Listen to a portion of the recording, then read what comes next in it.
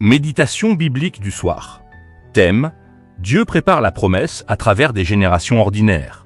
Texte: Matthieu 1 verset 15. Eliud engendra Éléazar.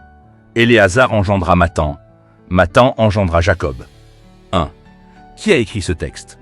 L'Évangile selon Matthieu. Matthieu écrit pour démontrer que Jésus est le Messie légalement issu de la lignée royale de David, même à travers des générations peu connues. 2. À qui s'adresse-t-il? Principalement aux Juifs qui attendaient le Messie promis, mais aussi à toute personne qui traverse une saison de discrétion, un temps sans reconnaissance, une vie ordinaire, une attente prolongée. 3. Genre littéraire. Il s'agit d'un genre narratif généalogique historique. Ce n'est ni une parabole, ni une hyperbole, ni une métaphore. C'est une déclaration légale établissant une descendance messianique. 4. Contexte historique et biblique. Nous sommes dans la période post-exilique, sous domination étrangère. Pas de roi sur le trône, pas d'indépendance nationale, pas de grandes réformes spirituelles mentionnées. Pourtant, la lignée continue. Eliud, Éléazar, Mathan, Jacob. Silence historique, mais continuité divine. Analyse théologique. Deux vérités fortes. Dieu travaille dans les saisons d'attente. La promesse avance même quand rien ne semble spectaculaire. Ces générations ont vécu sans voir le Messie, mais elles ont porté la promesse. 6. Définition des termes clés. Éléazar signifie « Dieu a aidé ». Mathan signifie « don » ou « cadeau ». Jacob signifie « celui qui saisit » ou « supplanteur », mais aussi associé à la persévérance et à la transformation. Même les noms annoncent un message. Dieu aide, Dieu donne, Dieu transforme. 7. Sens original du texte. Matthieu veut démontrer que la promesse davidique ne s'est jamais interrompue.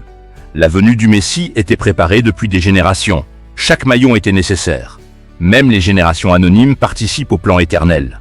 8. Interprétation correcte. Dieu prépare ses œuvres majeures à travers des processus longs et discrets. 9. Mise en garde contre les mauvaises interprétations. Ce texte ne dit pas que seules les grandes figures comptent, ni que l'impact dépend de la notoriété. L'attente n'est pas l'abandon. 10. Illustration. Un architecte prépare longtemps les fondations avant d'élever le bâtiment. On célèbre l'inauguration, mais les fondations ont été posées dans le silence. 11. Exemple concret aujourd'hui. Une famille qui transmet la foi sans bruit, un croyant fidèle dans son travail quotidien, une saison d'attente avant l'accomplissement d'une promesse. Dieu bâtit souvent à travers la constance. 12. Message clé du soir. Ta fidélité dans l'attente prépare un accomplissement que tu ne vois pas encore. 13. Action spirituelle. Ce soir. Accepte ta saison actuelle. Continue d'être fidèle. Fais confiance au processus divin. Dis: Seigneur, même si je ne vois pas encore l'accomplissement, je crois que tu prépares quelque chose. 14. Acte prophétique. Déclare: Seigneur, tu es le Dieu qui aide et qui donne.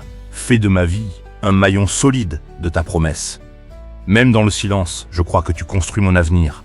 Je te fais confiance dans l'attente. 15. Prière. Père Céleste, merci parce que tu agis même quand je ne vois rien. Apprends-moi la patience et la fidélité. Que ma vie soit un fondement solide pour ce que tu veux accomplir demain. Prépare-moi pour ta promesse. Amen.